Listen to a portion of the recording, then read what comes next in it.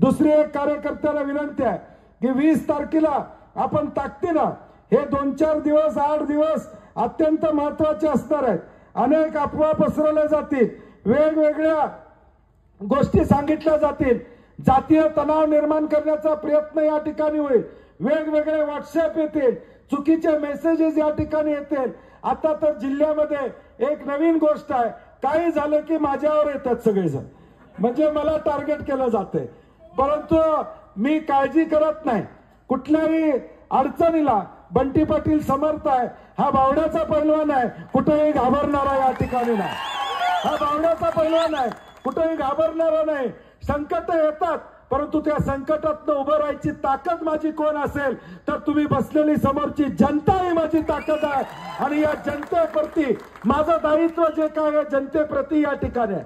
सामान्य माणूस आज आमच्या बरोबर आहे। या जिल्ह्यामध्ये सामान्य माणसाला मदत करण्याची भूमिका आजपर्यंत बंटी पाटलांनी या ठिकाणी घेतलेली आहे। आणि म्हणून मी खात्री देतो तुम्हाला, मी गॅरंटी देतो राजूबाबा आवळेंच्या वतीनं तुमच्या कुठल्याही अडचणी या ठिकाणी राहणार नाहीत, तुमच्या सगळ्या समस्या सोडवल्या जातील, हा विश्वास मी राजूबाबांच्या वतीनं तुम्हाला या ठिकाणी देतो।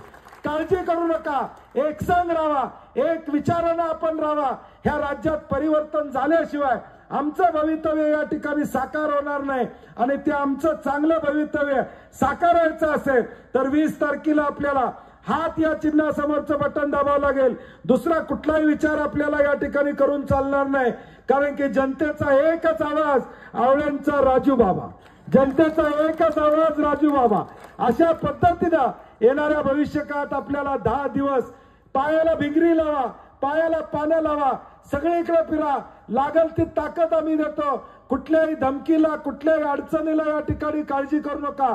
लागल तिथं उद्याच्या 10 दिवसामध्ये राजू बाबा जिथं अडचण येईल तिथं तुमचा मोठा भाऊ बंटी पाटील तुमच्या पाठीशी आहे, तुम्ही काळजी करू नका।